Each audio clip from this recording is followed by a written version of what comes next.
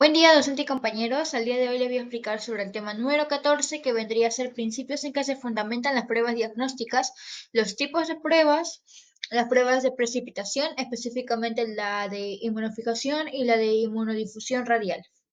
Como docente a cargo tenemos al docente Edgar Andrés Valencia Rojas y mi nombre es Daniela Alessandra de la Cruz Yataco. Para comenzar a hablar debemos hablar primero sobre lo que son las pruebas diagnósticas, que son pruebas que se usan para poder ayudar a diagnosticar alguna enfermedad o afección. Esto va a ser según los signos o síntomas de las que presente la persona, que va a verse relacionado pues con el sistema inmune. A raíz de esto también hablamos de lo siguiente, que las pruebas diagnósticas también se pueden usar para poder determinar algún tratamiento o a la misma vez poder ver el pronóstico de este. Para los principios fundamentales tenemos dos. Primero, el reconocimiento antígeno-anticuerpo, que vendría a ser la base de todas las reacciones, o bueno, de todas las pruebas inmunológicas, ya que esta es una reacción específica, la cual va a verse entre antígeno y anticuerpo. Por eso se le conoce como llave y cerradura. ¿Por qué? Porque si un anticuerpo se encuentra con otro anticuerpo, no puede crear un complejo.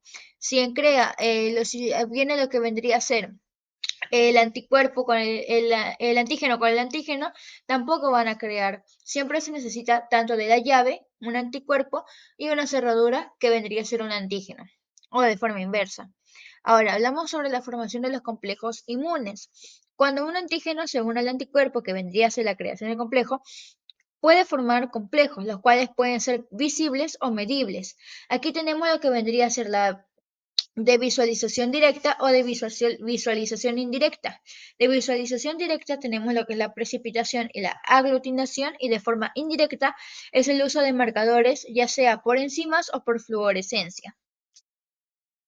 Ahora, estas reacciones se aprovechan para poder medir la presencia de las infecciones, enfermedades autoinmunes, alergias o incluso hasta algunos tipos de cáncer.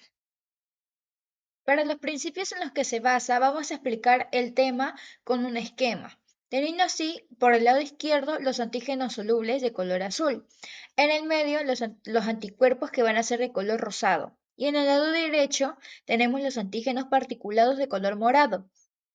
Para explicar esto, tenemos que tener en cuenta que los antígenos solubles son partículas o moléculas pequeñas, las cuales pueden ser un claro ejemplo de las proteínas que se encuentran en el suero. Estos antígenos solubles, al unirse con el anticuerpo, van a generar lo que es la precipitación. Esta va a ser la base para la inmunofijación y la inmunodifusión radial, ya que, por ejemplo, en la inmunodifusión radial, estas van a ayudar a cuantificar las inmunoglobulinas G en el suero, mientras que hablamos de antígenos particulados, las cuales van a ser todo lo contrario, que son moléculas más grandes que van a estar disueltas.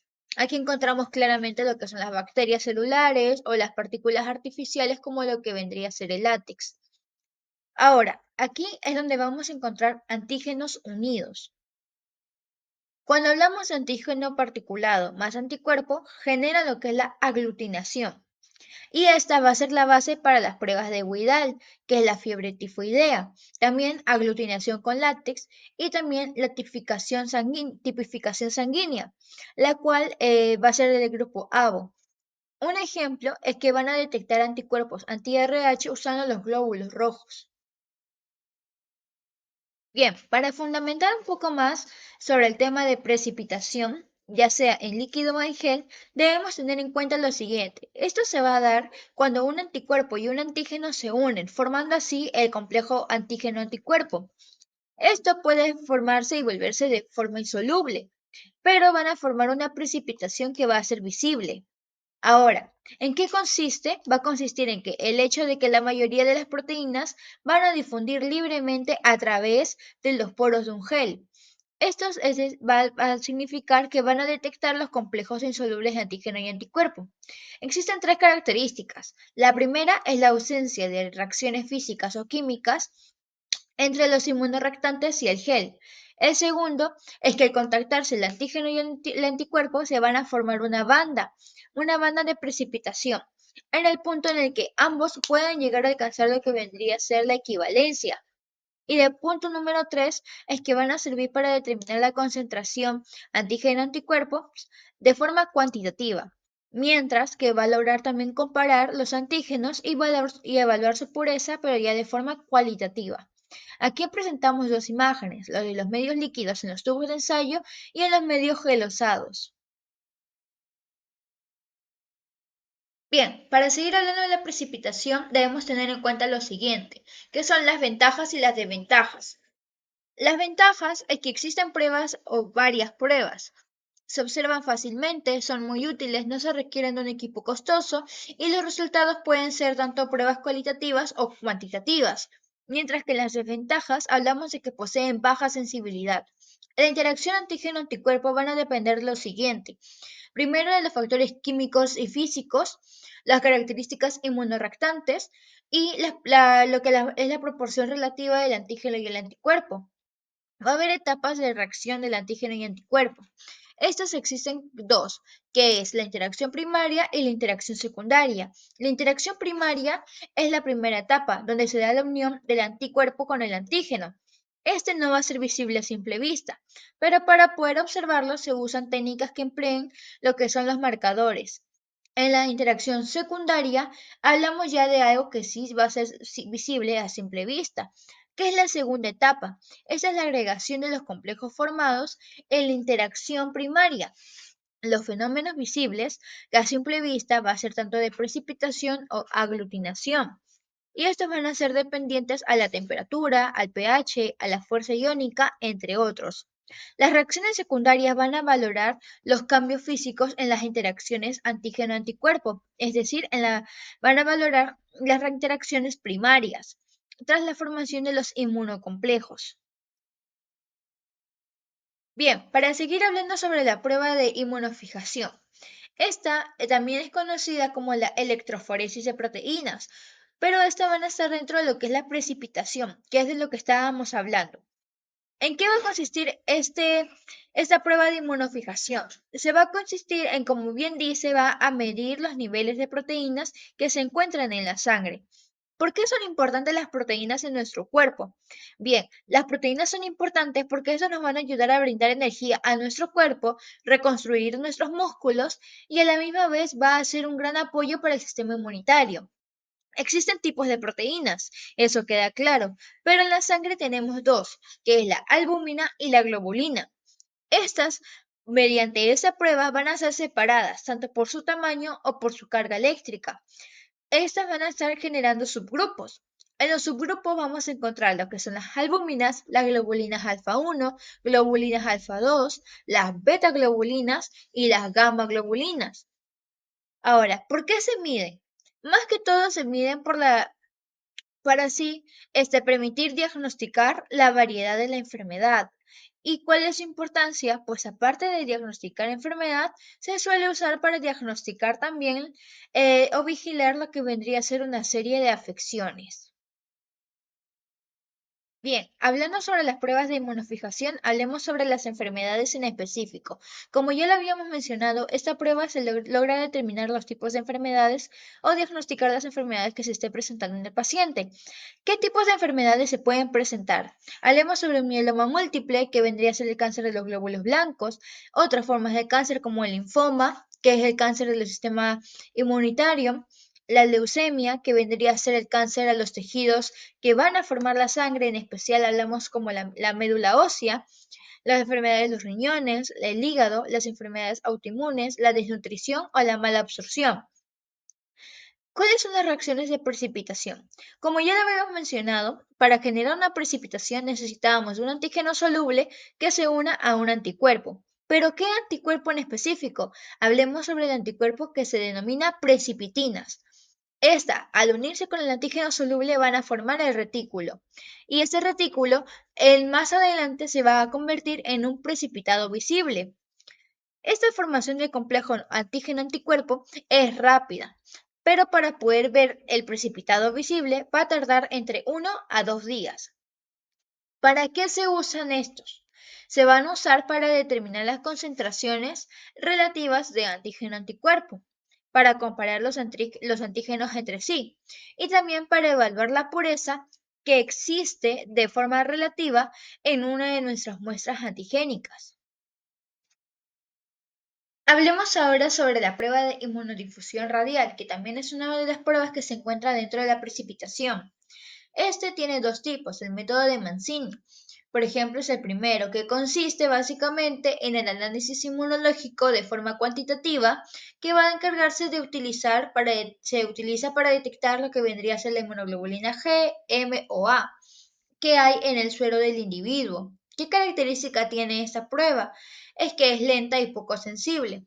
Y a la misma vez va a necesitar mucha cantidad de anticuerpos o de antígenos para que forme así los complejos. ¿Cuál es el proceso? El proceso es colocar el antígeno en un foso sobre un gel de agar con anticuerpos.